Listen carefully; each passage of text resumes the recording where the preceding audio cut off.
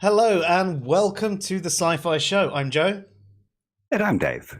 and as Lone Wolf has rightly said right at the beginning, 45 seconds until technical difficulties begin. Yes, that has been the case of pretty much every sci-fi show so far. We've had one technical difficulty after another. In fact, I even had some technical difficulties before the stream even started, where I was having a mix and I was testing out some new stuff because I wanted to start doing the pre-stream mixes, and the software kept crashing, hence not doing a mix today. So there you go. And hey, Chris, how you doing? I'm glad you love Data. He was a great character. But of course, what sort of character was he? What sort of being was he? Well, he was an android. And what sort of OS does my phone run? Oh, that's also Android. Two different uses of the word Android. And that's sort of what we're talking about today, isn't it, Dave? It is. We're going all Wittgensteinian today. And we're talking about language games and context of this, words and how words can mean multiple things, and used in one context they mean one thing and in another context another thing, and how you can actually use words incorrectly, sort of. Or at least at times. Yeah, you can use them you can use the wrong definition in the wrong context, and that, as Wittgenstein says, you shouldn't mix up the language games because that's when communication falls apart. So why does he call them a language game, Dave? Okay. Because they kind of represent the rules of the game. It's part of how I'm going to, or part of what I'm going to talk about. But I sort of have to build up to why. But essentially, he says that when we use words, we exist in the same kind of context that we would exist in if we're playing a game, where I throw out a response, I throw something out, and just like if we were throwing a ball to each other, I throw something out to you and you throw back an appropriate response to me, and then I throw back an appropriate response, and that's how communication happens. And it happens within a set of certain rules where we agree that certain words mean certain things, and what we're talking about is going to be using these terms, that kind of thing. That makes a lot of sense. I suppose when you think about any conversation, it is that sort of back and forth like a game. And as you're right, there are different rules depending on the context of the conversation. You know, we communicate differently when we're at work to how we might communicate with our friends to how we might communicate to meeting your partner's parents for the first time. And then there's obviously different situations where, you know, if your work is a specific job, you might be using language differently then, not just because you'll be behaving differently because you're at work, but because there might be specific words for this particular job that you're doing and how it and what it means to be in each one of these situations. Exactly. And it's why I kind of used the pictures that I did in the title card. Because in one, you've got this is a table, and in the other, you have this is a table, and both are two different kinds of tables. And it'd be wrong to say that's not a table, that's a periodic element, a list of periodic elements. Well, it's still a table in the right context. And somebody could say, well, that's not a table, that's a picture of a table. But within the actual language game there, we're expected to understand the rules that what's being discussed when I say this is a table isn't the picture, it's what the picture represents. Yeah, it's the content of the picture. I think you expect people to be aware of you're discussing the picture. Of course, it's a picture. Yeah, in fact, it's a digital representation. Exactly, it's pixels on a screen. Yeah, all those things are true, but you're expecting to be situated in this particular language game where the people know that you're referring to the content of what it's describing rather than the actual thing it's describing. One popular example is a guy is selling a desk to somebody that they know. It's a good solid oak desk, and he knocks on it and he says to the friend, "This is It's a good very solid woody. desk." Yeah.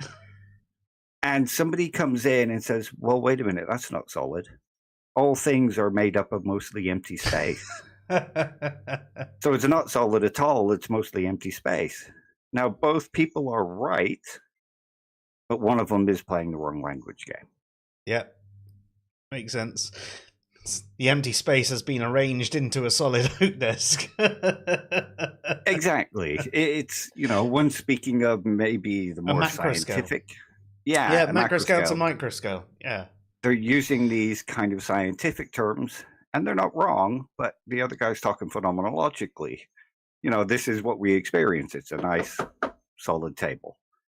Yeah, there's the whole. I mean, this is glass isn't fully full, half full, but it's someone will say the glass is half empty, someone will say it's half full, and someone else will go, it doesn't matter what's in it, it's still 99% empty space. Yeah. And it's like, no, like, yes, but for the context of what we're saying here, we're discussing what's in the glass. Yeah. How much is it filled? Yep.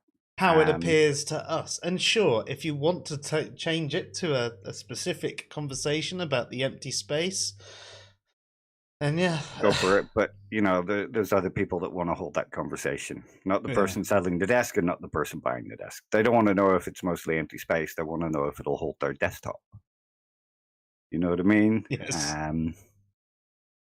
And this kind of brings us to another thing that is going to be discussed later, in that Wittgenstein says that there is no one language game to rule them all.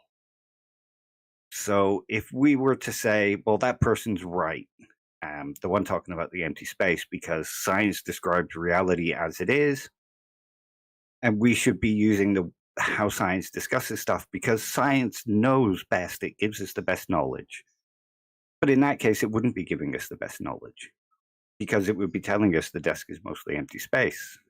So it wouldn't be doing the job of what we need it to do.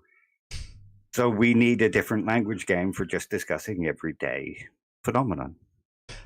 There's an interesting point just brought up in the chat by Chris. He says, this reminds me of the Star Trek episode where Picard has to communicate with a civilization that uses allegories and metaphors, and Picard had to figure out their history.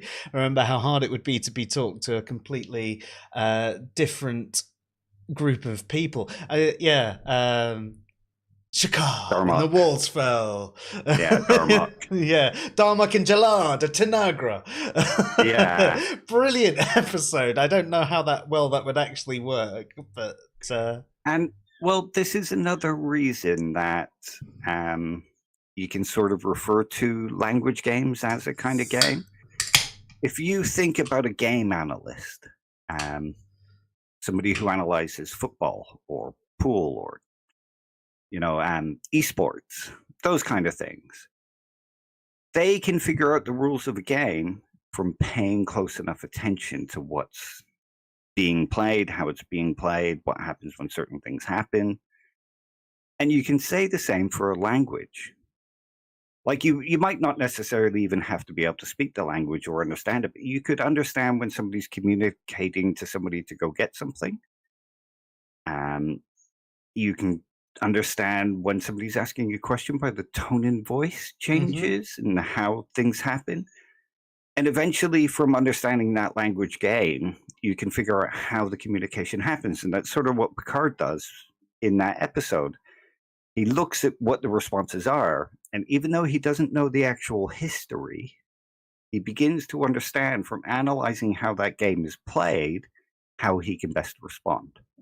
Yeah, it's a great example of the game being played, really, isn't it? It is. It's a really good example. Yeah. So well done, Chris. Thank you for bringing that up. Although I will say Chris isn't showing up in my chat. He's speaking via Facebook, so messages come through, and it comes into the restream chat. which you should have access to, actually, because I made Yeah, you I'm an too admin on lazy the for that. thingy, but yeah. Yeah. But it's okay. Okay, so if you could just repeat his questions, I yeah. will do. Any of them that come through, I'll let you know. But Chris, you can always join us on the old YouTube as well. Feel free. And then we can actually respond directly to you, because we can't actually respond to your messages on when you're on Facebook, because for some reason they're just a one-way thing. So sometimes it looks like at the end of it that you've written like 20 messages, and we we respond to you, but feel free to jump onto our YouTube and join us here.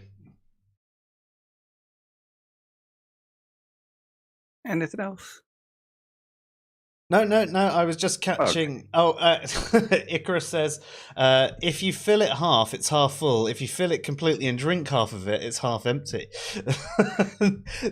That's kind of true. Yeah. It's a sort of language game going on there. Yeah. There's a good Bill Bailey sketch on this. He goes, does it matter what the liquid is? What if it's blood? Yeah.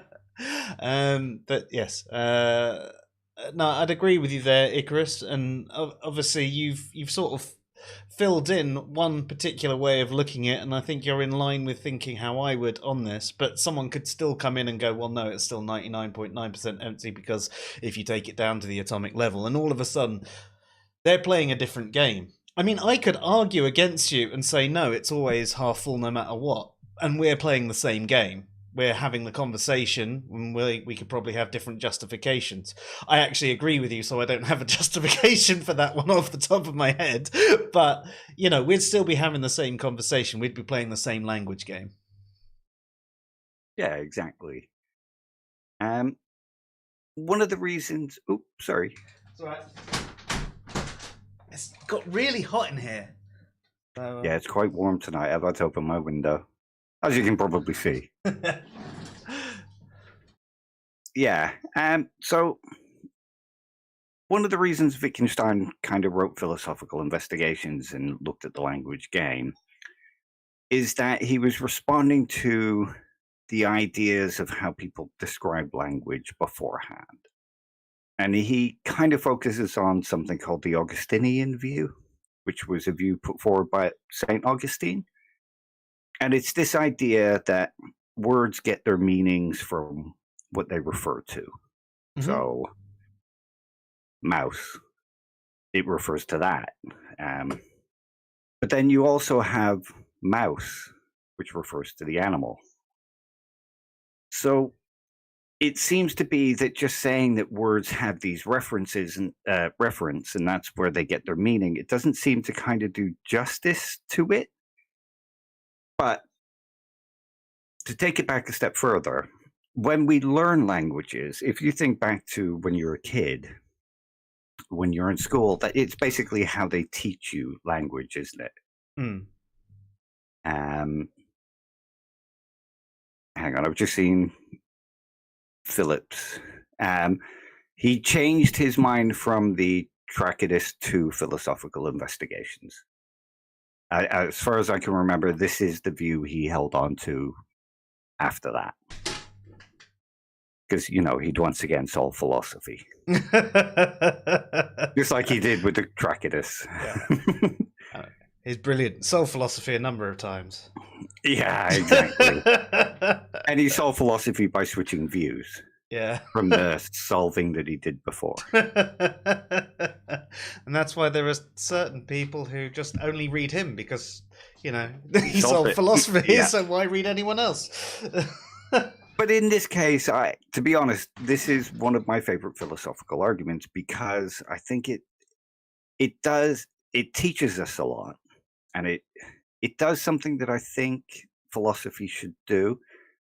Yes, all the other stuff in philosophy, I'm not saying it's wrong, it's bad, or anything like that. But one of the things that philosophy is supposed to do is take the things that we take for granted and bring it into the light and show why it's right or how to fix it. Ooh, sorry, I'm just looking at the...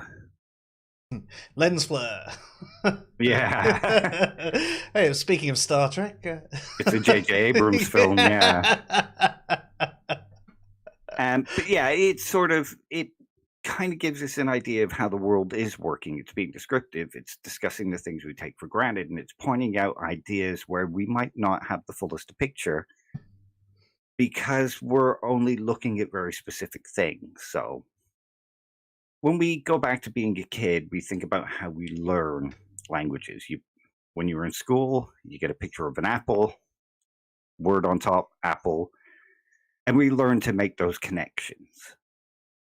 And if you think about it, that does sort of describe how we learn language and how language is used to some extent. hmm I mean, you think of how many times you'll say to another skeptic, "What do you think this word means?"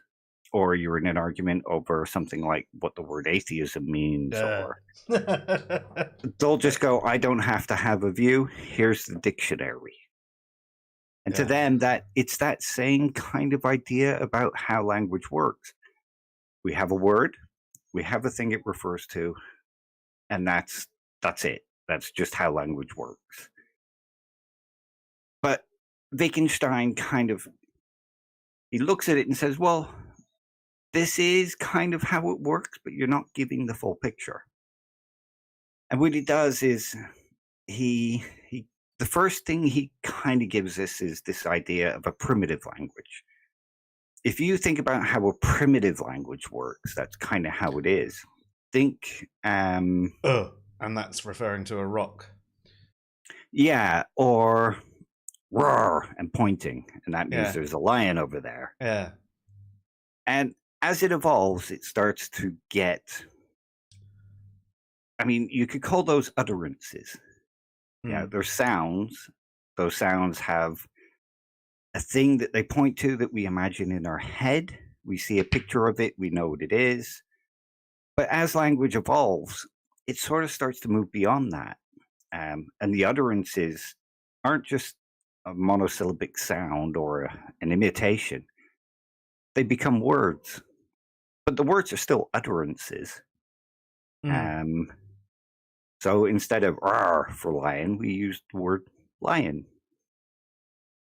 But as it goes on, it gets more and more complicated because more and more words appear, and sometimes those words are used to refer to various different things.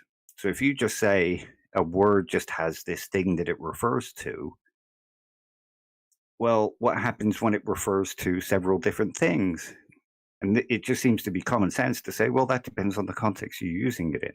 Yeah, I mean, one that comes to my mind is the word lying. You know, it could describe what someone is doing. They're lying down, or they are telling lies. Just you know, and you would probably get it from the context. You know, they're lying down. But if someone says they're lying in the garden, they could technically be standing in the garden telling lies. Yeah, that's it. You'd probably infer it was the other one, that they're just laying down in the garden. But it could. It would depend on the language game that you're kind of already in. If they're just asking you what he's doing and you say he's lying in the garden, most people will generally infer from that. But if something was added like he's talking to so-and-so and he's lying in the garden, rather than he's lying in the garden and he's talking to so-and-so, that gives a different context. Make it go either way. Yeah, it does. Yeah. And Wittgenstein gives us this example of the primitive language, and he uses something called the shopkeeper example. Most people would refer to it as Wittgenstein's shopkeeper. Mm-hmm. And it's this idea that you have this errand boy, and he's been sent to the shop to get 3 red apples. And he hands over the letter to the shopkeeper, who then has a drawer with apples written on it. And when he pulls out the drawer, there's a color chart. And that color chart has red, blue, and green. So he looks at the apples and he compares it to red. And then he has a counter chart. So it shows him how many apples to put in. So theoretically, you could have a conversation and kind of get meaning from these things without actually understanding the meaning of the words, because you've just, like, somebody who's foreign could use that chart to convert. Yeah. So he wouldn't understand the meaning of the words, but he would still be able to respond to them and Mm. perform actions according to them. Yeah. So meaning doesn't necessarily come from the definition, but we can just use recognition things like a child does. Yeah. When a child comes up to you and says up, they aren't saying up as in that goes up that way. Yeah. They're saying pick me up, lift me Yeah. up. Yeah. They're asking for an action because that's what they've associated when you say you want to come up. Yeah. They don't understand the meaning. And they might also know, I mean, my daughter does this herself. So if it's a general up, she's up. But sometimes she'll grab my hand and pull me over to, a certain part of the kitchen and then say up. And what that means is she wants to go into that cupboard where she knows the treats are.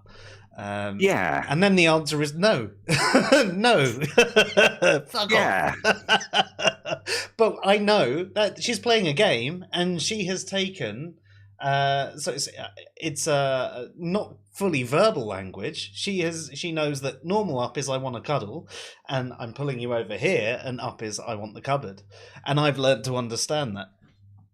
That's it. So the meaning doesn't just come from the actual word itself or what the word defines, but how the word is said. Mm.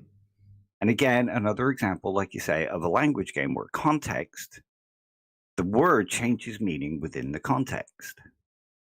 Now, we can think of another example, and this is one that Wittgenstein gives us, and it's called the builder example, or Wittgenstein's builders.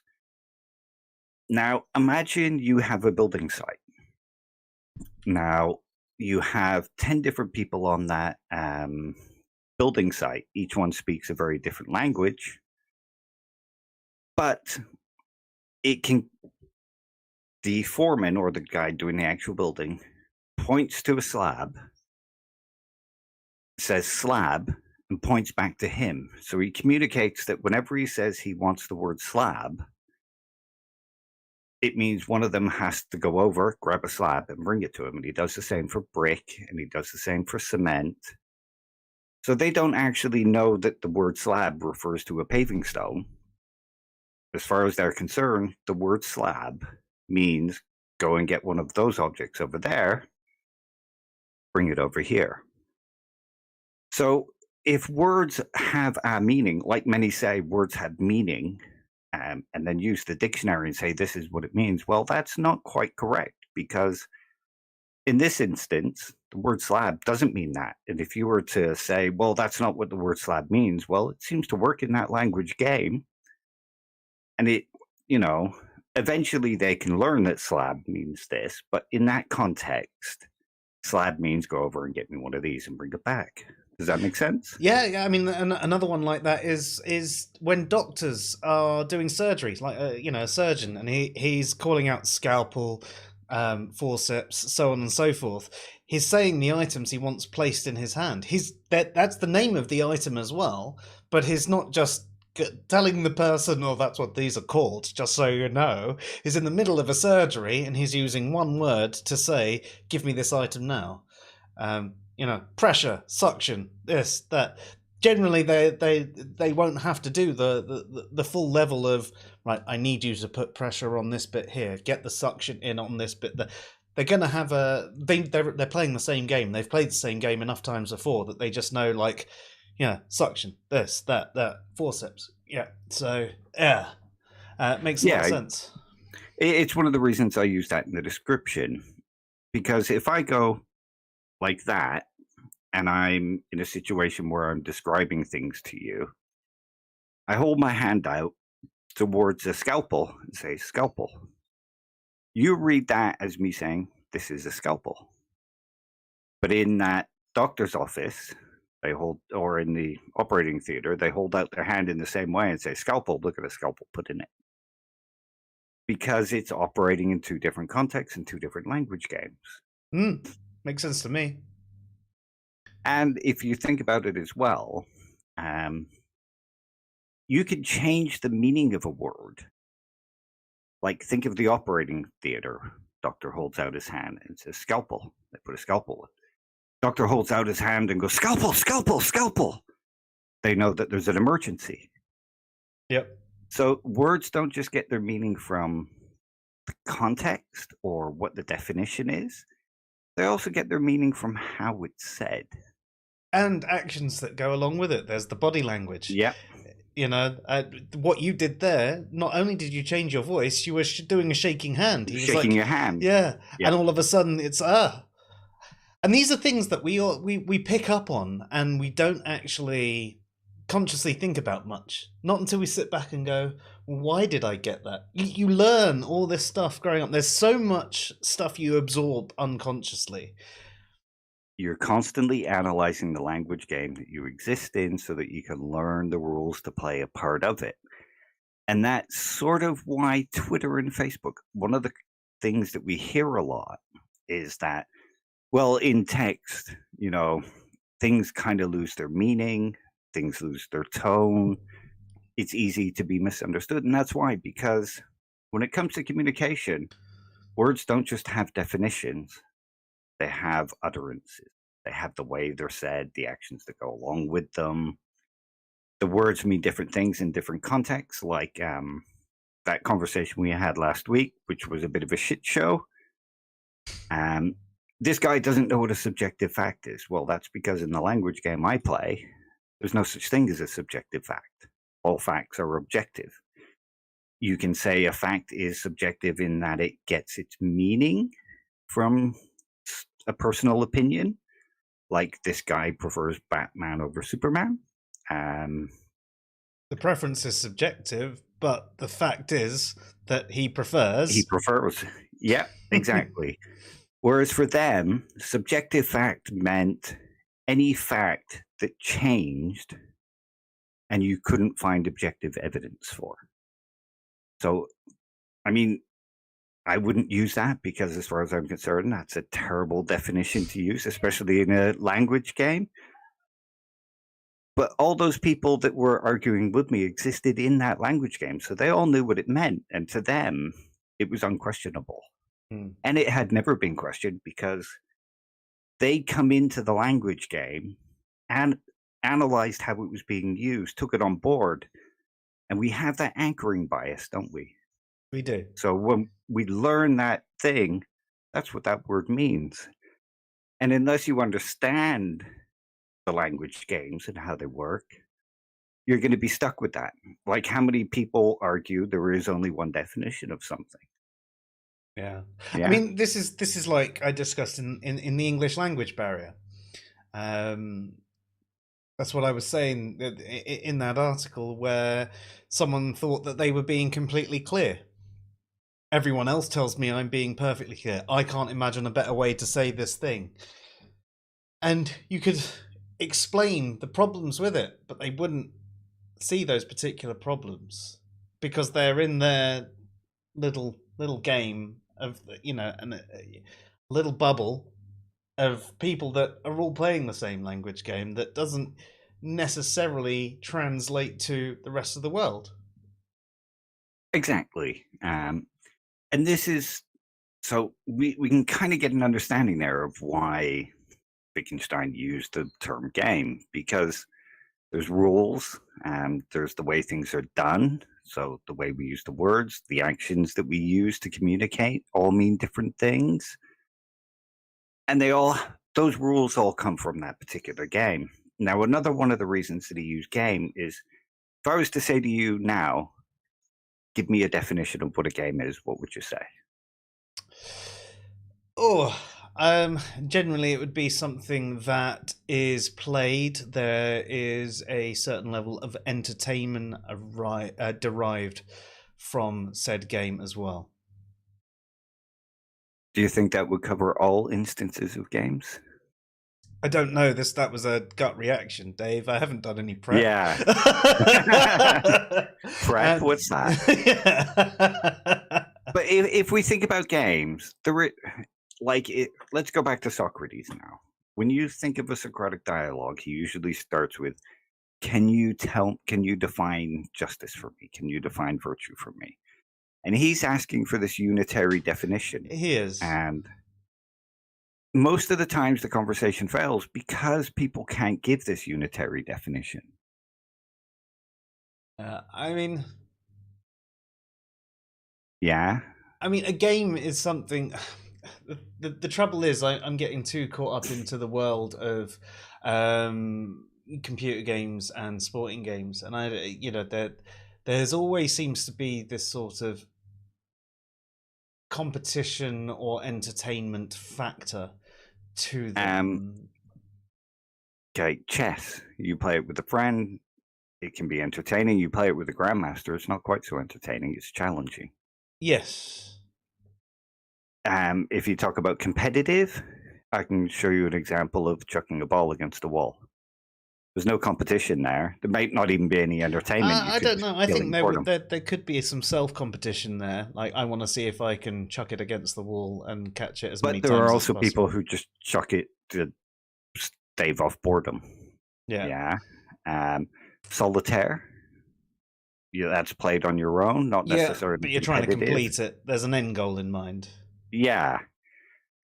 So when we think of games, there's no unitary definition that seems to fit all of them. There's bits and pieces that fit them, bits and pieces that fit another. I think we've had this sort of similar discussion before, though, that like with a lot of things, there is not necessarily a single unitary definition of these things. There's just a lot of, if you actually break it down, there's a lot of aspects of things that could be part of a game, and if it fills some of them, enough of them, there's a sort of resemblance. This is kind of like a game. This is kind of like a game, and it could be anything. It doesn't have to be a game. A job. This is like a job. This is a job. You know, people have different things that regard as jobs. One thing that you would say is you should be getting paid for a job. But then you have a DIY job that you do in your house. Yeah. Which is a job, but you don't get paid for. Well, you do get some form of reward, though. So from a DIY job, But that's different than being paid. Yes, no. But there's a reward, should I say? There is a something that you get rewarded for. But yes, I misspoke. I played the wrong game. So yeah, and this is what Wittgenstein says about games: that there's just this family resemblance. There are certain things that fit one that might not fit another, but we would still point to both of them and say they're games. And that might be how we kind of define what a game is. We simply point to it and say, that's a game, that's a game, that's a game, that's a game. And then start to work out the commonalities. Mm. So there's just family resemblances between how we label these things. And it's the same with a language game. Mm-hmm. There's not this one overriding thing that we can define as a language game, because, you know, like you said, the language game played at work might be different to the language game played at home, played with your best friends. Don't talk about doing lines of coke at work. Don't call the guy next to you a cock at work. Yeah, so it's a different kind of language game. I know most people in Britain do. No, you just reminded me. I started work at this company. I started work as a temp. This was years and years ago, and the guy was, you know, awfully polite. He was like, "Oh, so do you prefer to be called Joe or Joseph?" And I just said, "You can call me cunt if you like. I really don't care." Yeah. And he was really taken aback, and he couldn't hold back the laughter. And he went, "You and me are gonna get on." Nice one. But yes, generally you wouldn't say that sort of thing, and actually that was something incredibly impulsive that just came out without me even thinking about it. Usually in that situation you'd be so nervous you wouldn't say anything like that. You'd be like, "Oh god, I was just no." And now if you think about it, those same work rules, the language game that's played at work, going to be different in America as it is in Britain, as it is in Japan, as it is in China. So we would say they're all work language games, but they're not all the same. And there's No. not one thing that makes them all that. They just are that because they're in that context, and we say that's the Japanese work language game. Mm. And when we think about games in general, we break them down. That's a video game. That's a video FPS game. An RPG, an MMORPG. Yeah. Yeah. That's a board game. That's a tabletop role-playing game. So we define these things not by this unitary definition like Socrates often asked for and why he won most arguments. Perhaps the reason he won most is because what he was asking for wasn't quite possible. He was playing a language game where the rules were rigged in his favor. Bastard. Do we have time to answer some of the chat? I haven't. Yeah, of course. Cool. So, Kimmo, sorry, Kimmo, it's about 18 minutes ago you made this point. I'm sorry, Kimmo. Yeah, I get kind of caught up in my own bullshit. He says, J.L. Austin's ideas about speech act theory are pretty important in any review of language use. Do you know much about that, Dave? Sorry, say that again. J.L. Austin's ideas about speech act theory are pretty important in every review of language use. I haven't read it, but I know of the book, and I know of speech act theory, but it defines the different kinds of acts. Like, if you think about something like "I marry you" when you're getting married, right? Yeah, and you're not just making a statement. Yeah, it's an action. Some questions, some speech acts are questions, some speech acts are commands, some speech acts are like denotative, kind of descriptive things that we say about the world. So there's different kinds of speech acts and things like that. But I haven't read that particular book, unfortunately. Yeah, that's fair. Command Cyborg says something that looks to be French. It says "Ceci n'est pas une pipe." Does that say I don't smoke the pipe? I don't know. It's possible. It's been a long. I haven't actually studied French since I left Canada, and that was like 40 years ago. Merde.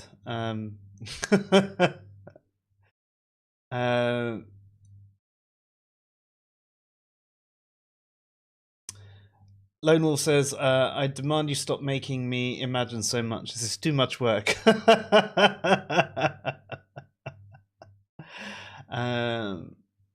I can't imagine a world where people find Joe perfectly clear. These thought exercises are just too hard for me. I don't think anyone finds me clear, do they? Yeah, nobody ever finds me clear either. I'm about as clear as muddy water with Coke spilled into it. What kind of Coke? The drinkable kind, unfortunately. Boring. Can you... Okay, so sorry, I should go back. Lone Wolf says, games have rules. Some say the only game is finding your way around any rule. Can you tell me a game that doesn't have a rule? That's an interesting one, because even the game has a rule. And everybody just lost. Not all things that have rules. Yeah. That's been a long time since I heard that. But not all things with rules are a game. This is true. So yeah, there's more to it. Again, it comes into the family resemblance, but that's one thing that they probably all have. Yeah. I suppose so, because if you play a game that you make up, you usually make up some rules about how the game works. Yeah. Even when you're a kid and you're inventing a fantasy world and you're going off in places, there's all these rules of things, and yeah, well, we're invincible, we're this, blah, da, da, da, da, but there's you create a rule set, even as vague and watery as it might be. So yeah, Lone Wolf, I'd agree with you. That is one thing that games definitely all have. but it's not the only thing that they have. Unless you regard things like the law or school as games in themselves. If I suppose you could break everything down and say it's some form of game, but that seems a little too broad for me. That's like overly broadening. You're broadening it to the point where there's no actual use for the term. It's just saying the word game means everything. Yeah. Oh, everything with a rule. Yeah. Sort of like saying atheism is everything that lacks a belief in God. Yeah, fuck overly broad terminology. Nathantus says, the next time a right-winger asks what is a woman, I'm going to ask them what is a game. Good. that's the way to go about it. And say you're looking for a unitary definition. Yeah. Oh, yeah. So Kimo says it's difficult to distinguish games from sports sometimes. The proposed definitions frequently fall short. I'd say sports are forms of games, personally. Yeah, well, that's why they're called sports games. Yeah. And sometimes you have games that are sports games as well, which, video games that are sports games. Yeah, and that it shows you the sort of family resemblance and the blurring of lines that comes from this stuff. Because think of the debate now going on as to whether esports games are a sport. Yeah. And I'd say no.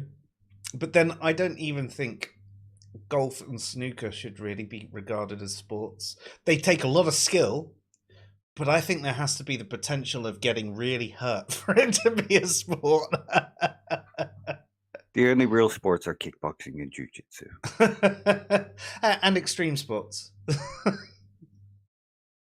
It's all yelling extreme and jumping off a mountain. There's no sport there. There's just attempted suicide.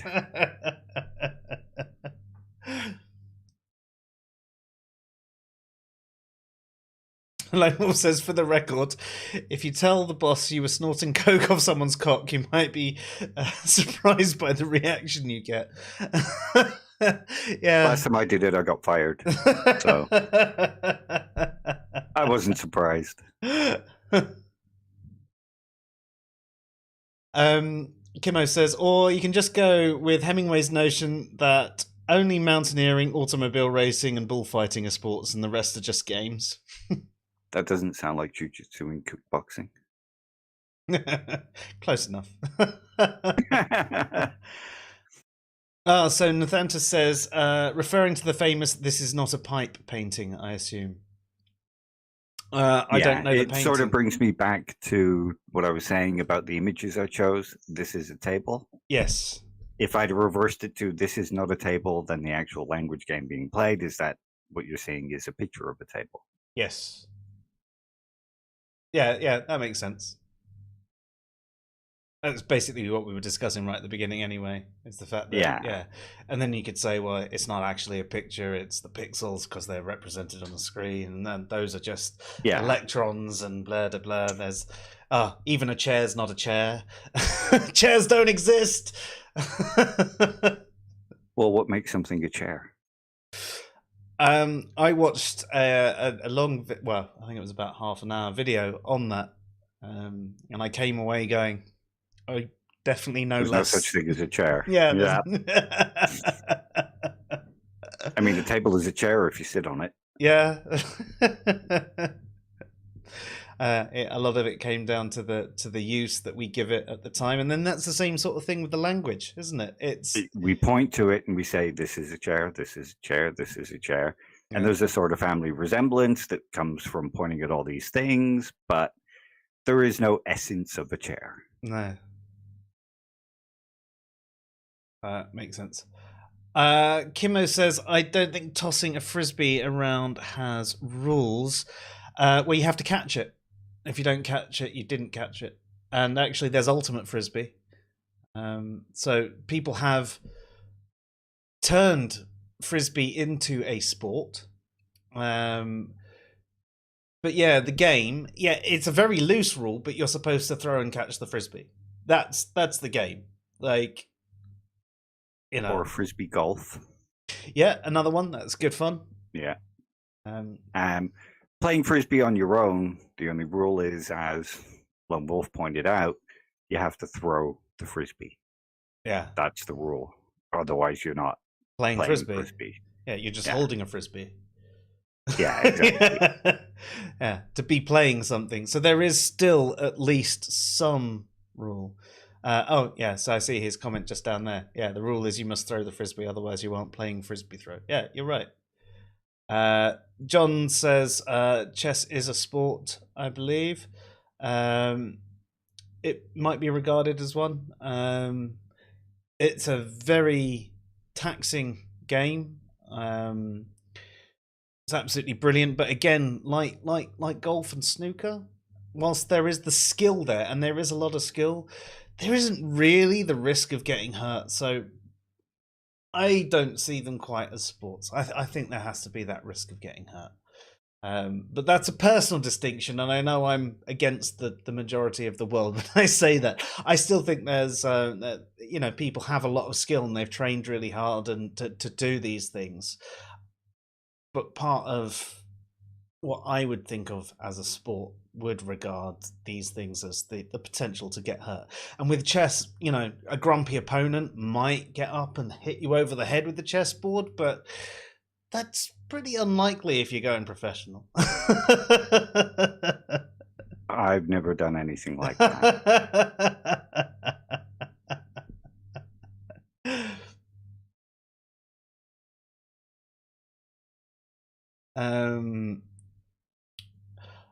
Kimo says Austin and Searle would probably call the table chair mix-up metalocutionary speech act.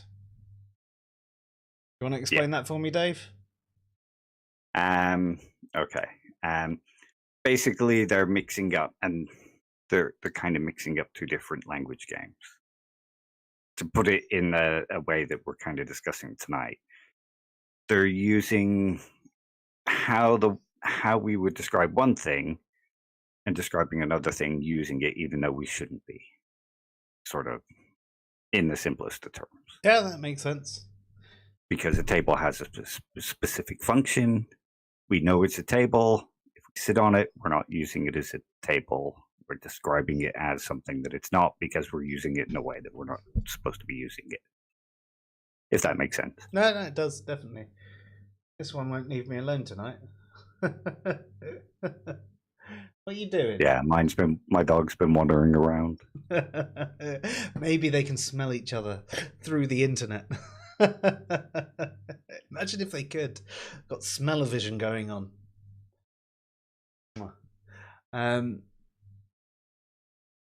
John says, you should be thinking so hard, you just have a brain aneurysm that's an injury, but I don't think you get a brain aneurysm from thinking too much, to be honest. No, I don't think you do. I mean, if you've got some form of clot or similar and you're prone to having aneurysms, maybe you've got a thinning of the... Right, that's all my medical knowledge jumping out my brain. The vascular system within your brain, as far as I can come. If they start thinning, then maybe you could cause an aneurysm by causing a lot of stress from overthinking. Maybe, I don't know.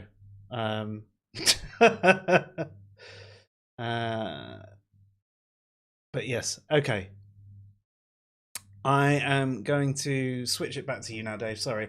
I'm glad we've caught up with the chat there. And Command Cyborg managed to actually catch up with the live stream because I spent a long time trying to answer the chat. So, 2 birds, 1 stone. Perfect. Yeah. Okay. So, as I said at the beginning, Wittgenstein said that, a lot of linguistic muddles and confusion comes from using one language game in another language game. And this is why he felt that he solved problems of philosophy. So think of a question like, are numbers real? What do you mean by real? Yeah, exactly. So when a mathematician speaks about numbers being real, they would be using that word real in a specific way, in a way that relates to mathematics. Now, if we say our number's real, and we speak about them as having this ontological reality, like they're objects that maybe exist in this other realm and that come down to this realm, like in a Platonic kind of way. But we have our representations, but they still have this ontological reality. We've got into a muddle because we're taking the language game of ontology and applying it to mathematics. So we're trying to come up with this very convoluted kind of description of how they're real when it's got nothing to do with it. We should be speaking in terms of the mathematical language game, and then therefore muddle solved. All the problems of philosophy solved. All the problems. All of them. All of them, yeah. But that was his argument, that a lot of the time the problems that we have in philosophy are because we're mixing these language games. I'm not so sure that that's entirely true. I can see where he's coming from, and I think that probably is the case in many instances. But I think this applies more to the real world as well. And that's why I said I really like this argument, because it's one of those things that philosophy should be doing, and helping us to untangle the real world a bit and helping us to solve some of the confusion that goes on here. And if you think about it, this kind of thing, if more people understood it, it might also help solve some of the hostility. It might. I think part of the problem is people are almost aware in a certain sense that these language games exist, not by calling them language games, but they know that there is no inherent meaning to words. They're defined through use. They'll say this. I mean, we'll hear a number of our fellow atheists say the same thing. And then it gets to a word that they're passionate about, maybe the definition of atheism, and no, this is the use. And you're like, okay. Yeah, that's because the language game that they're playing is trying to win an argument. Yeah. Yeah. So if they want to win this argument that atheism only has one definition, and it's this, you have to start with the words get their meaning from usage. This is how we use the term, but we are atheists, so we get to define how the term is used, and we as atheists say there is only one definition. Therefore, you have to use that definition. So they're playing that language game of trying to win an argument, trying to put across an ideology, and they're not speaking of the words get their meaning from usage in the linguistics way.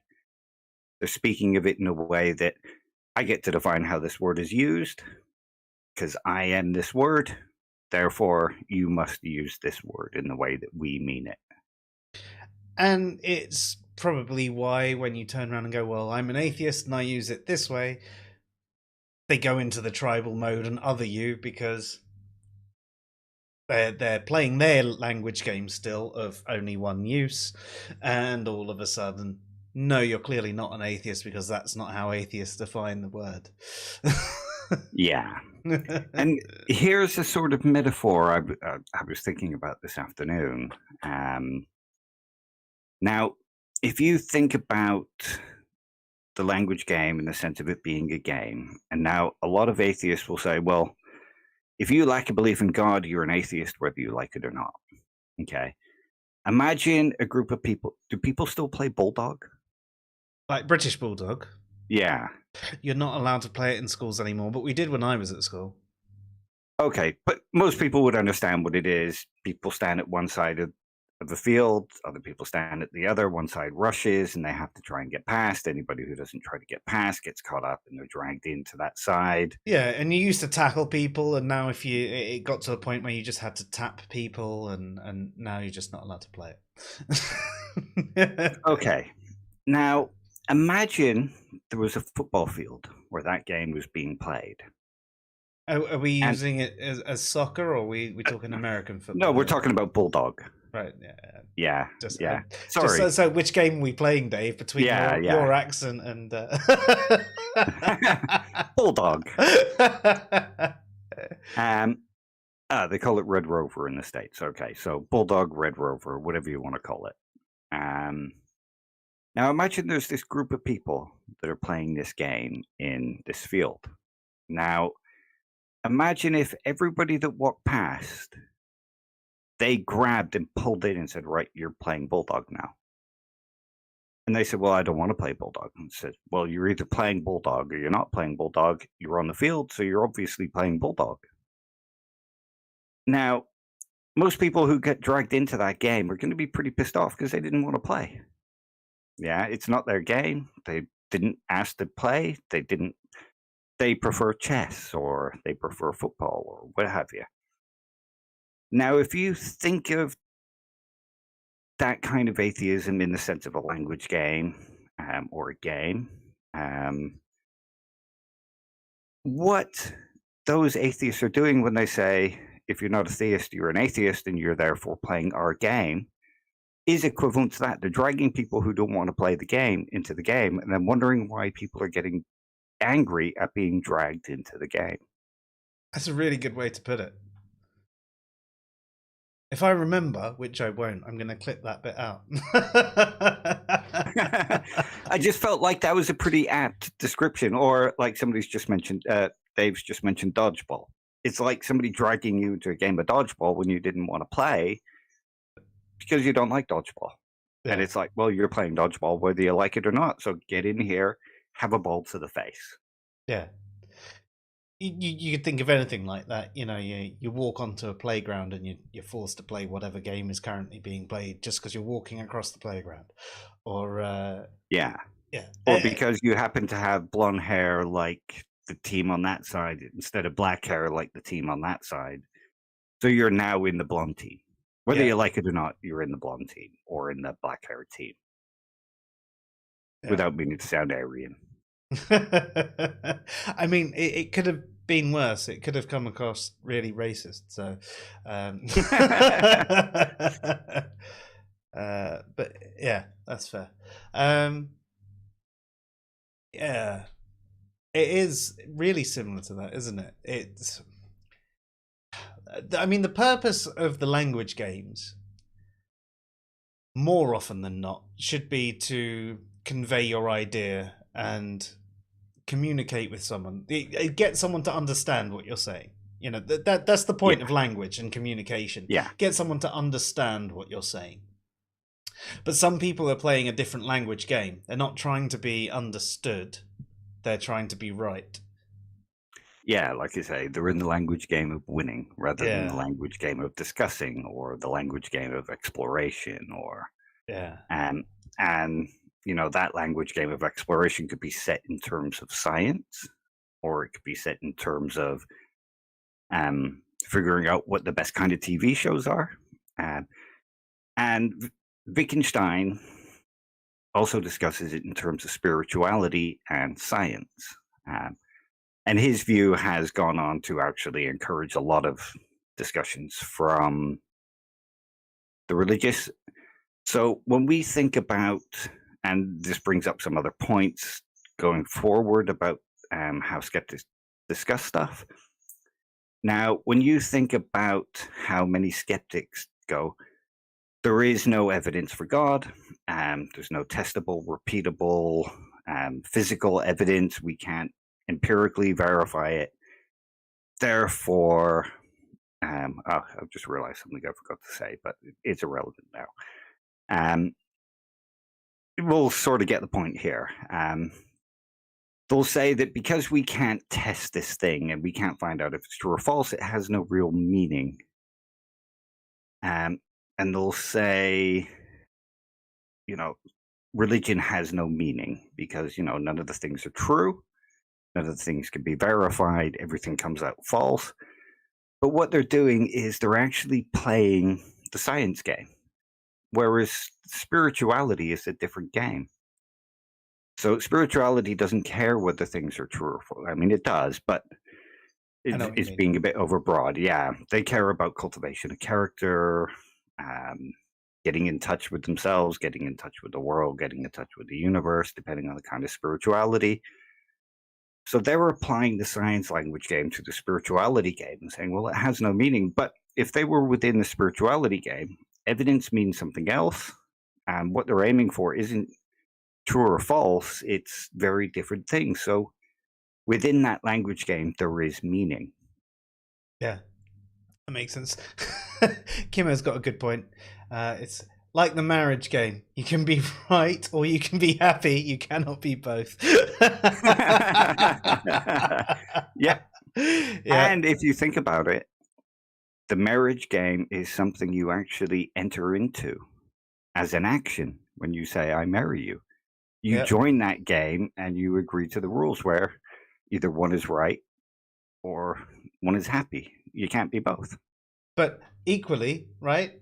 I could marry you and Emma, but that wouldn't be me actually getting married to you two. No, exactly. I now marry thee. Yeah. And if you think about it, you could use the bride and the groom could use I marry thee to each other. Same words means a different thing and is a different action. And the one who is, what are they called? One who oversees the wedding? Jeff. Minister. Yeah. We'll just go with priest or minister or whatever. When they say I now marry thee, using the same words, but it's meaning something else and it's performing a different action. So Yeah. if words have meaning, well, it gets them from how they're used in the context in which they're used. Brilliant. Right, I am going to take 2 minutes to go and get myself another drink. So if anyone has any questions or anything like that, get them in over the break and I will address them afterwards, and we will be back in 2 minutes or less is my guess, right? You can No start worries. the timer anytime from now. So I'm back. Sorry, that took me slightly longer than I predicted. The wife has got back from seeing her mother. It's her mother's birthday, which I unfortunately couldn't go to because I was streaming.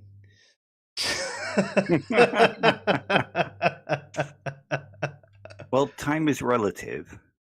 So and that's a relative. yeah. So yes. Were there any chat messages before we continue, Dave? Kimmo Yeah, agrees that Claire. a drink sounds like a capital idea. Capital, there you go. There's so many different uses for the word capital, like a capital, capital FM. And Your Claire money, said, sort of. if Dave's going to keep talking, I need a drink. Yeah. Don't blame me, Claire. Why do you think I drink so much on these streams?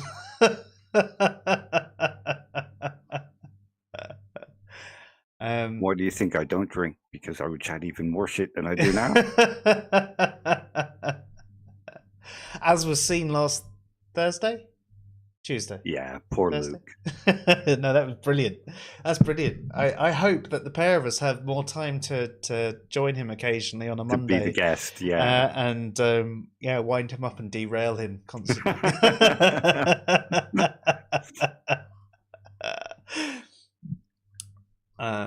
So yeah. Oh yeah, throw Joe in there too, to be fair. Yeah, I mean, I don't blame you. Again, as much as I may drink to deal with chatting to Dave, I also drink to deal with just being me. So I do drugs for that.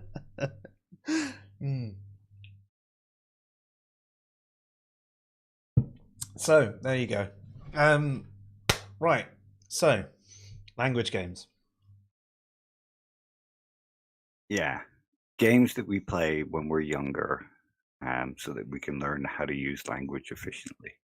That's what a language game is in school. So that's a language game, playing language games. I know you are, but what am I? But no. Get back to what we were saying about skeptics and atheists and mixing up language games.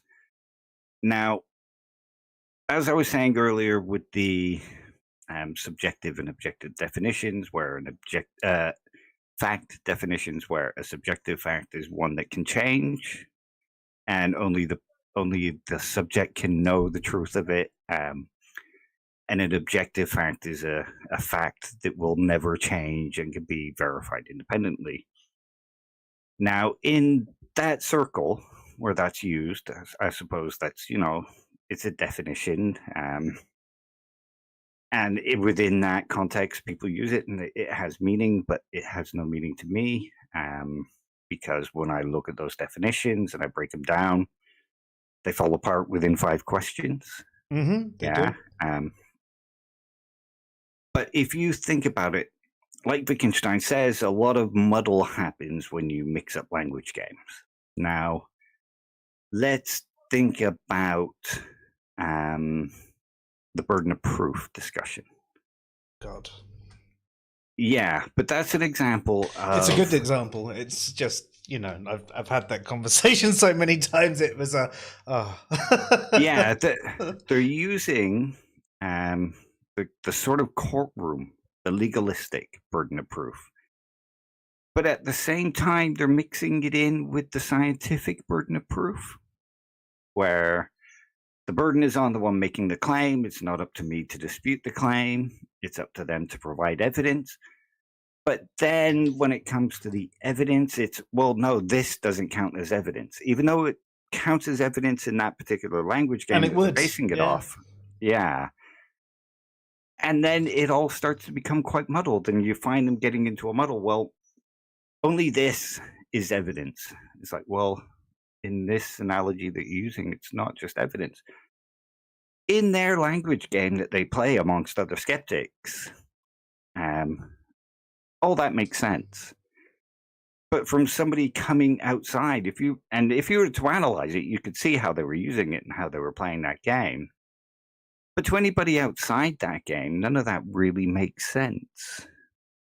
And it's because there is this muddle going on where they're mixing up these different language games and trying to create a new game out of it. And because the overall game that they're playing is the game of winning an argument and showing theists to be wrong, it creates this whole haphazard, piecemeal kind of game whose rules change according to when they want to win. And another example of the mixing up of the language games is religious people are deluded. Okay. Or even delusional. They'll say delusional as well. Yeah. Within a colloquial language game, you could sort of say the word delusional doesn't necessarily mean the same thing as it means in the psychological language game. Delusional has this particular meaning colloquially where it's just, you believe this crazy thing and you won't change your mind. Or you're wrong and you won't change your mind, even though I presented you this evidence. But then lots of them will take it that little bit further and say they're clinically insane. Yeah. Psychology and psychiatry says that they're clinically insane, and they'll mix up the language games and then get frustrated. And that's when you end up getting blocked. I mean, think of the amount of atheists that have blocked us for pointing all this stuff out. But their arguments would actually go better if they didn't do all this.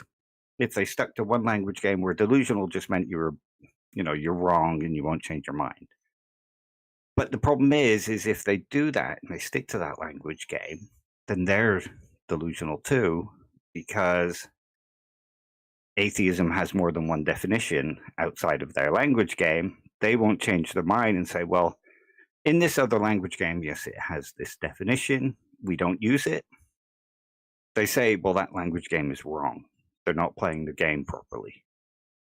But it's like a Risk player saying they use money in their game. Well, then they're playing the game wrong.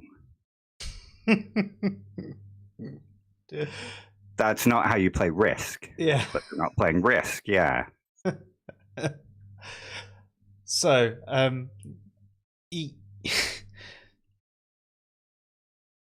going along the delusional point, actually, I've had a few conversations with people where they actually think that they take, they start with what you're saying is, they believe something unrealistic or something that seems crazy to them or whatever, and that's why they're delusional. They're not using the medical terminology, and then they go, but the medical terminology means this, so they should be classed as insane. And one of the responses we got to Luke's stream on what is psychology, right? This was on our Facebook page, was it's not credible because it calls Bible thumpers sane. I mean, how like embedded must you be in your own ideology to go, well, I'm going to reject the science? Yeah. And the funny thing is their language game, in their language game, science should never be rejected, because if you reject science, you're delusional. Yeah. But they'll change the rules of that game to kind of win the argument and to keep hold of the ideology. Well, I know we joke that psychology is a pseudoscience, but we don't actually believe that. But that's the way they'll turn it. Well, it's a soft science, so it doesn't count. Yeah, I believe it's a pseudoscience so much I've got a degree in it. I should know. Yeah, exactly. I mean, we make those jokes just because we find it funny, and for some reason, it's one of those jokes that the more we say it, the more we laugh. And I'm sure you guys get tired of it, but the fact that we keep on laughing at it, it just keeps us entertained. And we're here for ourselves. You exactly. Just happen to tag along. Yeah. That's the game we play.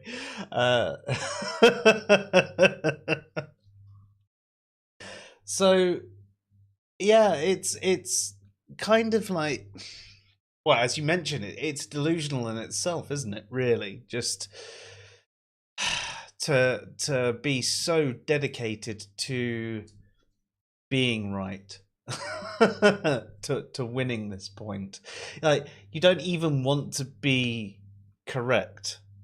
You want to be seen as right. You want to be slandering the outgroup. You want to make the outgroup look as bad as possible. And because in that language game they exist in, like, this goes back to your example with the bald guy. I can't remember his name now. Another one that blocked me. Dale, that's it. Oh yeah, blocked me ages ago. Yeah. Everybody else knows what I mean. Everybody else thinks the language I'm using is completely clear. And that's because in that language game, that statement means something. It doesn't matter whether it means something well. It doesn't matter whether it's explained well. The meaning they get is that religious people are dumb and deluded. Oh, I agree with that point. Then that statement must be clear and correct. But outside of that group, outside of that game, you're going to look at it and go, that doesn't make sense. What I even pointed out to Dale in that conversation, I mean, this was back in the English language barrier article, wasn't it? It was the fact that people responded differently. He was saying, oh no, I just mean that they believe something that's wrong. That's how he was using it. I don't mean that they're crazy. I mean that they're just believing something in the face of evidence. And other people responding, going, no, I agree that they should be classed as delusional, from a psychological point of view, and psychology is wrong. And it's like, right, you see, this is a problem. They're using terminology that's loaded with, generally, when you're saying delusional. See, the thing is, like, you can say deluded, and it's not necessarily as strong as someone that's delusional. Right? Yeah. In the same way that someone can feel depressed, but they might not be suffering with depression. But there might be better words to use than saying depressed, because someone might go, oh, does that mean you're suffering with depression? Someone Yeah. might ask that. And it's the same thing with deluded. This person's been deluded. What do you think they've got a delusional disorder? No, that's not what I'm saying. Well, then why are you saying that they're deluded? Because surely there's that link there.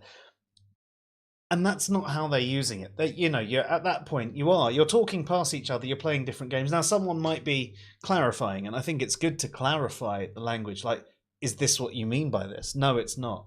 But then my next question is, why are you using language that is loaded with this bias that can be used in some other way?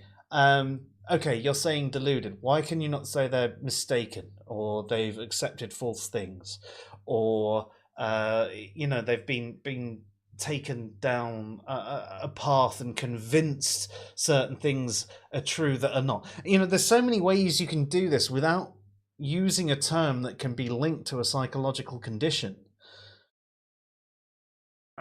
That's because within that language game that they're playing, it's not just the rules of how the words work, but the rules of how the words should be intended to be used. Part of the rule is to make the opposite side look as bad as possible. Which is unfortunate. And again, it really is, yeah. I would say that people that are playing a language game where the game is to win and score points and have pats on the backs from each other, they're not playing the right game. We've had a comment come in saying, yeah, true, and honestly, nothing wrong with being mindful. And yeah, I've heard from a friend that had delusions and they were like, it would be used to use another word. So I did. And that's absolutely fantastic that you would turn around and use different language, because I suppose you've had someone in your life who's actually suffered delusions, and all of a sudden that's something that's a little bit closer to you, and you can realize that there is a big difference from someone who suffers delusions and people that just believe stuff that's wrong. You can think that what any theist believes is completely wrong for any number of reasons, but they're not necessarily delusional. Right? They can be as wrong as they come. Right? You can have justifications for thinking they're wrong. Now, what you say is, you say they're disingenuous or willfully ignorant. Now, they might be, and it depends on the type of religious person you're speaking about, right? They might not be as well. I mean, I have actually met a number of theists that I would say were very decent people, and they seem quite rational in their positions. I don't agree with their conclusions, and I think there's some errors in their thinking, but they're not willfully ignorant, and they accept mainstream science, as often gets thrown out there. They're on board with everything. They just have some form of theistic belief.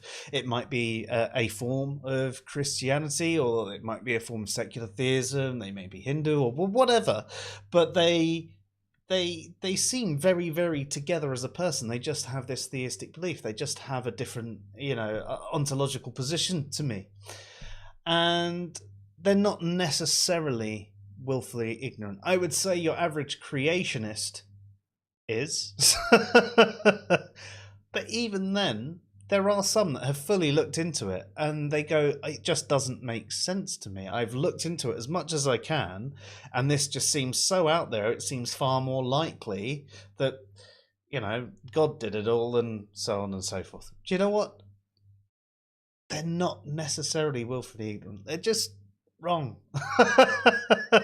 Well, let's mix in another idea into this. So you've got the language game that they exist in, and one that they've learned, and it talks about a bunch of different stuff, and they use words in a different way. Like Kimmo brought up a good thing earlier. Theory means guess. Evolution is a theory, therefore evolution is a guess. Yeah, that's a very common one. Let's bring that one up there. Yeah. It's on the screen now. Yeah, so that's a pretty common one. But now let's mix in the idea not only of existing within a particular language game, but existing within a particular epistemic bubble using that language game. So everything that they know exists within this bubble, and they've grown up within this bubble and learning in this bubble. And we all have the cognitive bias of anchoring bias. Mm-hmm. We all have certain biases that lead us to believe that what we think we know must be correct. Like, how many times have I heard, well, you you can't have learned this topic because you're saying this and it's actually this. And they think because they think this particular thing, that must be what it is. We all have this bias where what we think we know, and we have this narrative about ourselves that, we are the best fact checkers. Therefore, what I know is a fact must be a fact. The other person must be wrong. Mm. So they might not be willfully ignorant. They might just exist in this particular epistemic bubble. And the language game they exist in means that they don't go outside of that epistemic bubble, or they believe that whatever comes from outside the epistemic bubble is wrong. I mean, we see it within the atheist community as well. Oh, yeah. So Very it's much not just, so. it's not just necessarily disingenuous or willfully ignorant. It might just be that their thinking isn't particularly good. Yeah. Or the information they have isn't particularly good. And I mean, I can hold my hands up and say I've been very guilty of this sort of thinking myself in the past. I'd say everybody. I'd be surprised if people haven't. I really would. And it's one of the reasons why I'm quite passionate about the streams and the articles that we do, because it's like I'm trying to share the mistakes that I've made so other people don't have to make them. Like, I've been incredibly wrong, guys. Don't be as wrong as me. And you know what? I'm going to be incredibly wrong again about a number of different things. I'm just a bit more careful about it, and I'll probably spend more time going, is this right? To a number of people that I think know a lot more than me. Exactly, yeah.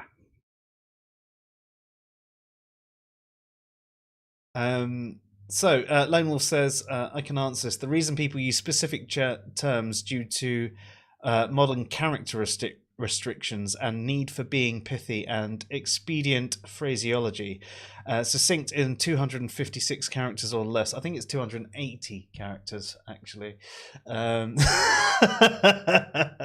But yes, I will say that that's one of the negative problems with...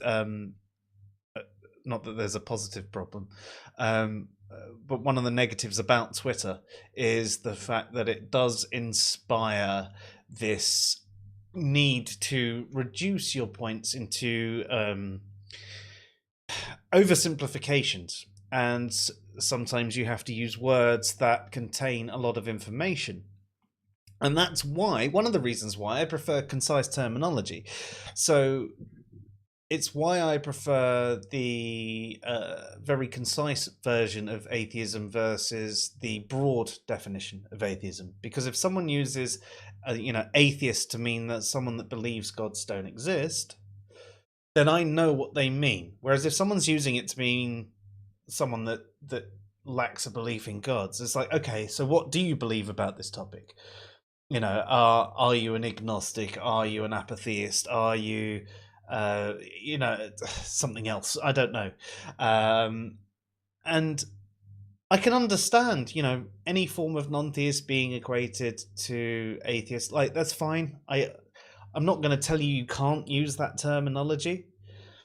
But to me, it seems that you're oversimplifying the terms and you're losing a lot of the meaning behind the term. And all of a sudden, we're having to ask extra questions for me to go, well, what do you mean by this term? Okay, now that I know what you mean by this term, I can use this term for you, but now I'm going to have to ask an extra 10 questions to find out all the other things around this terminology.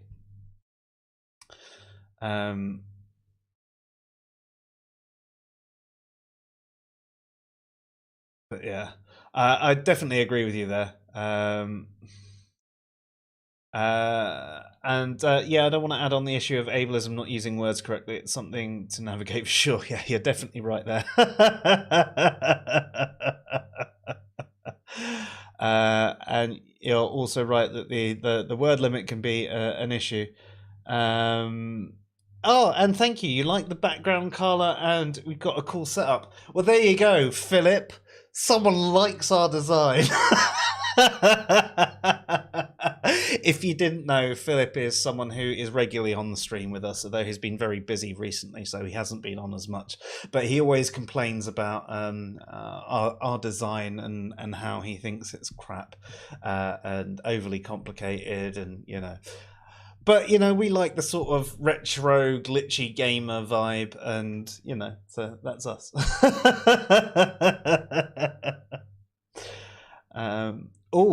Kimo says epistemic authority is a cool part of topics like virtue ethics and epistemology at large. That's a really interesting point, actually. Yeah, and this kind of speaks to what I was mentioning earlier about how there is no one language game to rule them all. Like, a lot of people like to argue that science is how we should discuss everything. But, they say that science is the epistemic authority for all that we know. How many times have we heard of only science can give us knowledge? But clearly that isn't true. Like the meme I shared the other day, only testable, repeatable, peer-reviewed things can give us knowledge. Just tell me what's on at the cinema later. Yeah, we can get knowledge without science. You're taking it into a vice-like territory when you're going that radical with it. And that vice is called scientism. Yeah. Yeah. So definitely. Good point here. All right. Is this how you say Zurich 6? Zurich 6? He says crisis. Crisis. Oh, that's a sexy spelling of crisis. Oh, turn me on a little bit there. People need to learn how to have a conversation and listen and respond versus talking around and only reacting when someone else is to someone else is saying. And that's right. I mean, people do this far too much. There's far too much fight-like mentality with conversations that happen online. And there's too much on Twitter, especially responding to the last message sent. There's a few people that we've conversed with over the time, haven't we, Dave? Where they've basically responded to the last message each time, and every single time they're contradicting the last message that we've sent them, not realizing that they're also contradicting something that they've said before by their new message. They're trying to win each message in the stage, but they're not actually having a consistent epistemology, I suppose you could refer to it as. Yeah. And Lone Wolf says, and that's why I say the word atheist in general doesn't tell me anything. When I hear a person use it, they tell me nothing about themselves. Well, I mean, it depends what you mean there. Online, it tells you only one thing, that they probably lack belief in gods. If you're doing it within philosophy or you're on this channel, it probably means that they believe gods don't exist. But we're not going to tell someone who comes onto this channel who identifies as an atheist but might have an agnostic position, that they're not an atheist, because I really don't care. That's their identity. That's down to them, and I'll respect their identity. I think their identity is far more important to my language preference, even though it might irk me a little bit.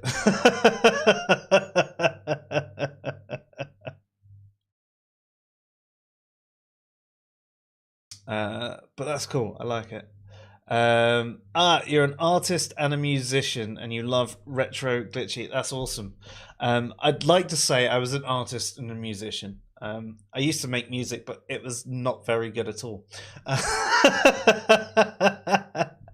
And it's what we tend to use, apart from when I'm having a mix on the old turntables. It's what we tend to use for the intros, like the tracks that I made when I was a teenager, which was unfortunately a very long time ago now. But if you ever want to chuck a track over, I can always chuck it up as an intro.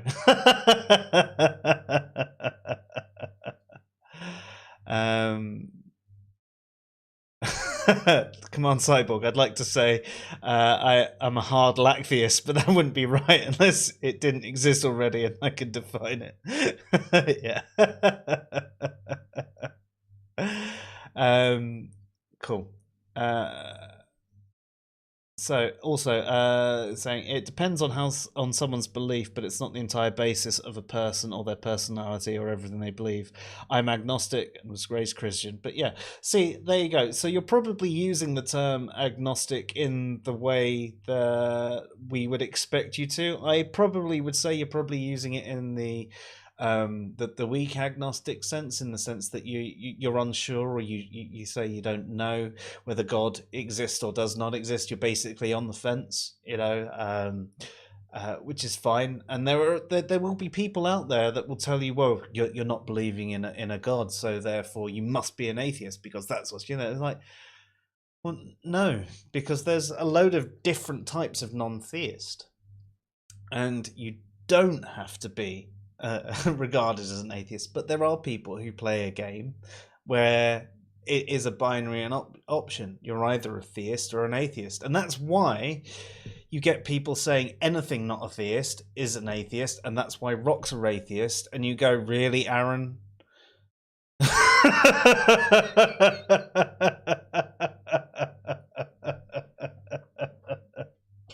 I would never criticize Aaron or mock him. Never. Not ever. Definitely didn't create an account that I use for those purposes.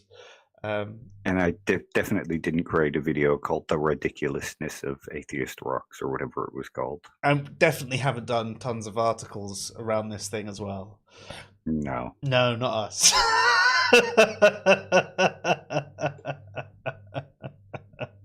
Yeah. Lone Wolf, I'm neither theist or atheist. Yeah, and a lot of people aren't. That's just it, right? Clairview, those are not the only choices. You're right. They're not the only choices. I'd agree with you. But there are people out there that will assert that. And that's one of the problems. I mean, at the end of the day, if someone who would, the way I see things, be an agnostic or an atheist or an agnostic or something like that, wants to be known as an atheist, I don't care. That's fine with me. That's fine, right? You're an atheist. Cool. You're an agnostic atheist if you want. I mean, there was a label there already. It was agnostic, but you want to be known as an agnostic atheist. Fine. Whatever. Bit of a nonsensical term, but I get what you mean by that. You're basically an agnostic. I'll do that translation in my head, because let's not have this argument, right? It's pointless. But you're right. It's not the only choices, right? They're not the only things to be known as. So, there you go. Why do we always get onto this, Dave? It's because of these Somerset drinks. That's why I don't drink during a stream where actually I'm supposed to say things. I mean, let's face it, a lot of what I said was really shortcutty and skimmed through a lot of stuff and rushed through. But, we've only got a limited amount of time. If people really want to know the ins and outs of Wittgenstein's philosophy, language games philosophy, I can always create a slideshow type stream. And I think that'd be great. And I think that anyone who does want to, I mean, we say this all the time, anyone who wants to know more about anything that we've discussed, all you need to do, leave us a comment, and we'll either do a video that, a pre-record where we go into it, or we'll do a live stream deep dive and go into it in more detail. Because I think that what we do with a lot of our live streams is we try and cover the overall topic as quickly as possible, and sometimes that quickly as possible is 3 to 4 hours, because we're skirting around the edges and going on a number of different tangents that come up, especially when we've got some of our lovely people in the chat distracting us, and it's my favorite bit of the night, if I'm honest. But honestly, if anyone wants to address anything in more detail, and in fact, if you know a topic, and if you really know a topic well, come on and have the conversation with us, because I'd love to learn more. I love these streams. I learn so much doing them, and I love discussing the ideas. And we've had a number of fantastic guests on tell us their side of things, and I don't have to agree with you. We fucking had Muslims on. We've had people who've got really strange beliefs that didn't really know what they were saying. They existed in their own language game. Yeah. And nobody's going to figure that shit out. No analyst is going to.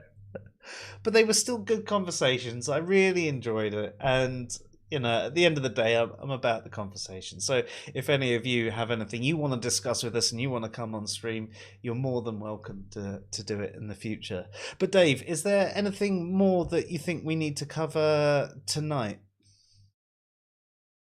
No, I think that basically sums up. And my purpose for this wasn't so much to give a detailed explanation of what Wittgenstein argument was, but to just give the basics of it and to understand how it might apply to skeptics and atheists in the community, and show how maybe the game that they're playing is different to the game that the person that they're speaking to is, and maybe if they thought about it a little more,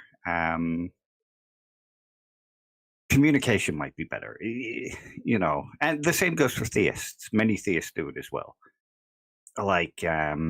Many theists will say, well, an atheist is somebody who believes God doesn't exist, and they'll say that to somebody who uses the lack of belief definition and say, well, you're using the term wrong. Well, they're not, because they're existing in a sort of different language game to the one, and you're mixing language games, and that's not going to work if you want to have a good, conducive, productive discussion. Of course, if you don't want to have one, then knock yourself out. Yeah, but then why are you getting involved in those conversations in the first place? Exactly. Speaking of the conversations with theists, today I released my 100th post on Answers in Reason, and it's a good one. I'm not sure it's good. It is. It's long. Could you imagine how long it would take me to read that one out on air? 3-part stream. Look what happened when we read the Aaron Raw post. Oh God, that was just a post. Yeah. 3-hour streams. Yeah. Although we took a 1-minute video and it took us 3 hours to answer at one point, didn't it? Yeah, because we're babbling bastards. We are indeed. But no, so this article is why I believe gods don't exist.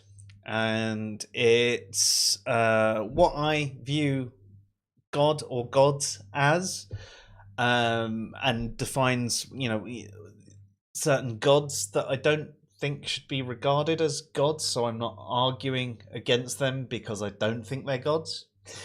And then it goes into what led me to a form of non-theism, and or at least out of Christianity in the first place. And then it's the arguments that have firmed up my atheism, essentially, that have made me more and more sure that gods don't exist. And whilst I don't claim knowledge that no gods exist, I will say that there are specific claims that I do feel I know are logically incoherent and therefore don't exist. And thank you very much, Claire, for the compliment. She says, I love that read. Truly, it was good. Thank you. I really appreciate it. It's yeah, it's nice to get feedback like that. I love writing, and it's nice that someone else reads your writing and appreciates it. It's a weird one. It is though, isn't it, Dave? Like there's something about someone else appreciating something you've done that adds a little bit of, I don't know. I don't know what to it, but there's just something nice about it. I don't know, because nobody ever appreciates anything that I do. You know that's not true. The number of conversations we've had about your articles.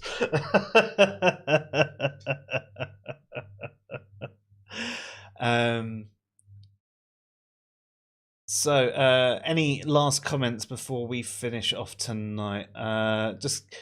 Lone Wolf's a Christian atheist. I know that's not true. You're closer to a pantheist. Closer to an absurdist pantheist. Yeah.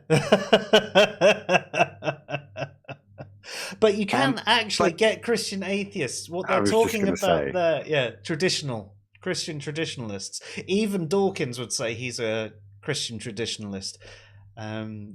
Some people might just like the community. Some people might just like the messages that are being put out about being good to your neighbor, charity and all that. And some people, like you say, might just be traditional. It's part of their culture. So they just don't believe Jesus was resurrected or believe God exists. Yeah. So you can actually have Christian atheists. It's like the cultural Jews. They don't necessarily believe God exists, but they're fully involved in the culture and the practices and the traditions and all of that. Kimmo says, I was overjoyed to find out that Coming Tonight is an actual mineral. It's now my favorite rock. And yes, it actually is. That's why there were a number of memes about it. And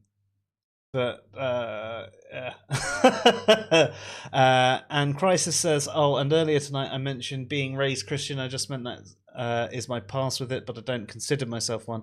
I'd rather go by agnostic because I'm learning about whatever is around, so I don't know how to really choose yet. Good.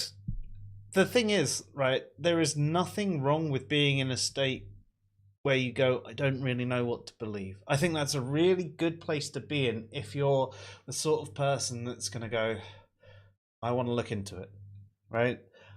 At the end of the day, I don't need you to believe the same thing as me, right? I believe no gods exist. That's what I believe. I don't need you to believe that. You could turn around and in a couple of weeks say, do you know what? No, I think that the Hindu faith is the real one. Do you know what? That's cool. As long as it gives you peace and you do good with your belief, that's all that really matters as far as I'm concerned.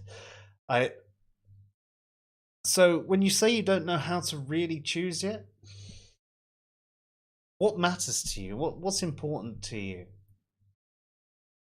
I do have an article about why I believe no gods exist. Feel free to read it.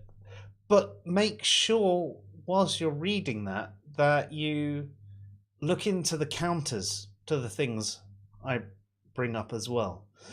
Because you might find the counters more convincing than what I say, or I link to the arguments in more detail. So I briefly mention a number of different types of problems of evil, basically. Look into the counters and look into the original arguments that I reference in Shaw, and so on and so forth. Look into all the different sides, and that's what I would suggest is actually when you're in that position where you're agnostic, try and really weigh things up. Look into all the arguments for and against all different types of gods. And consider there are very different types of entities that are referred to as gods. And consider, would you even think of them as gods? The classical theistic take on a god is very different to the polytheistic take on a god, which is very different to the pantheistic take on a god. And I think that you need to find out what you actually regard as a god in the first place to really answer the question if you believe a god exists or not. Yeah, and as a doxastic involuntarist, I think your beliefs will make your choice for you the more you learn either side. No, we don't choose. Yeah. We don't choose what we believe. No, you're right, Dave. At the end of the day, we get convinced one way or the other. But that's why I say look into the whole arguments on either side. And as Dave says, at one point you'll go, oh, this is what I believe about this topic. And if you want to have a chat with us, feel free. Like, we've got a Discord channel. The link should be on the YouTube page, so feel free to jump in there and have a conversation with us. You can get us on Twitter and Facebook and all of that. We've got a debate group on Facebook as well. But yeah, feel free to privately message us and we'll have a conversation with you. And I'll do my best to give you a real well-rounded opinion. But please appreciate that I do have a bias because I'm going to be more in tune with my own position. We all have biases at the end of the day, and as much as I will try and be even-handed, I will still have my bias there leading the way. That's the way we work. So yeah, so what you say there now, you say I'm also like, maybe a lot of things exist and we just have different names for them, and that's one of the things that happens. So one of the things about pantheism is it seems to be equating the universe or existence with being a god. Slightly, there's a number of different takes. There are some people that talk about energy as being God. There's so many different things, and that's what I'm saying. Find out what you actually think a god is or should be, and then you'll be able to find whether you think a god exists. So yeah, hopefully that'll help you out. Anyway.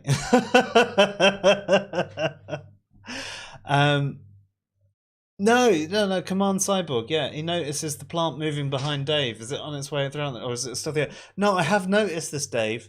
Your plant, right? It's doing some like really, really shifty stuff. I think it's like between your camera, it's making it look like it's moving when it's not, and then Oh no, it's definitely moving. It's windy as fuck, and right. also it's a goddamn triffid hiding in plain sight.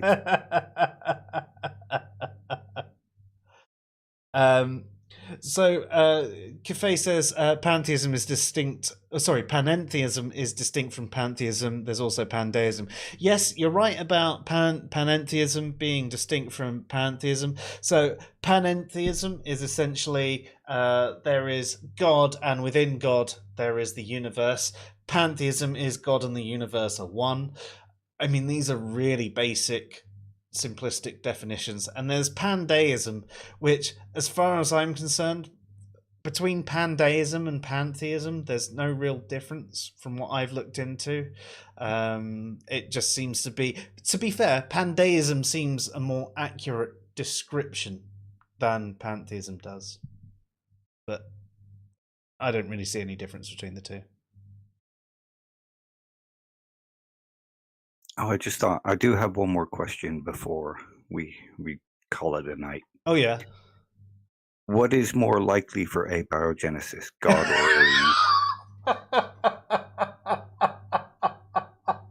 This was brilliant. This was absolutely brilliant. We saw this earlier. It was the most ridiculous things, right? Yeah. So on Skeptic Generation, who are quite a well-respected channel, they asked that exact question, and it was a bit like, "What do you think abiogenesis is?" Like, dearie me. I mean, maybe they misspelled and meant to put biogenesis. I'll give them that thing of, charity, but yeah, I mean, if they did mean that, it's, well, neither, because the answer is in the question. Yeah. But there you go. But yeah, cool. So I think we'll leave it there for the night. I've had a very good time though, and it's been interesting approaching the old language games from another angle. It's quite encouraging to see that these are things that have been thought about for a lot longer than I've been alive. And there's still problems as well, which isn't as encouraging.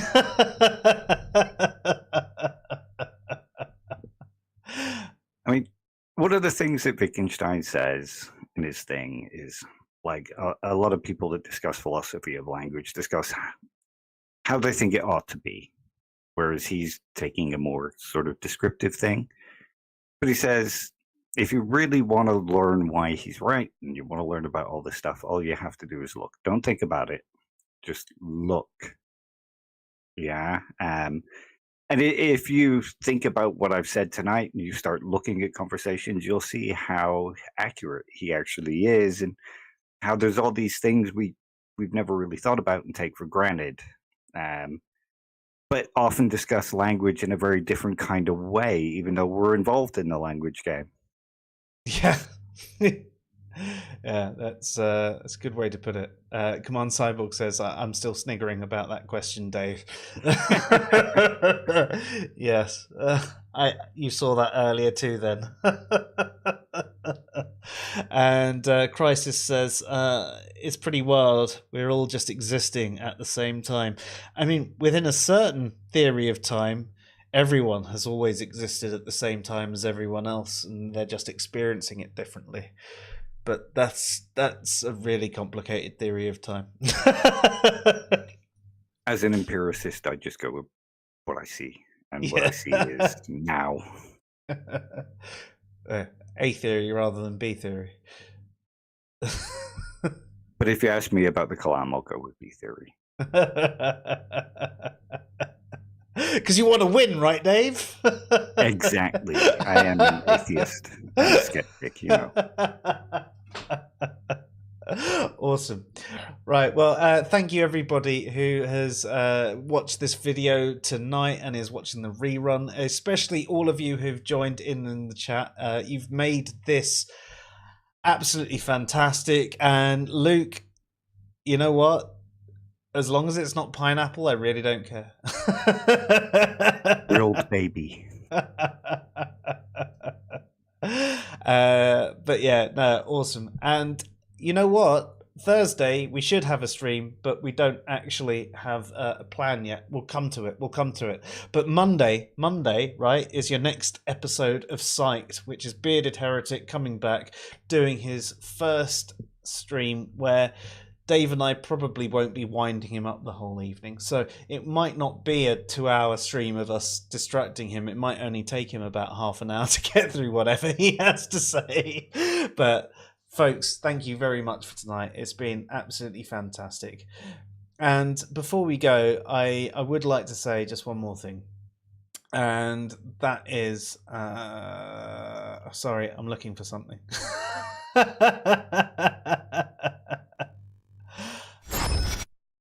Make sure you check out the stream that we did on Severance because it's such a great show.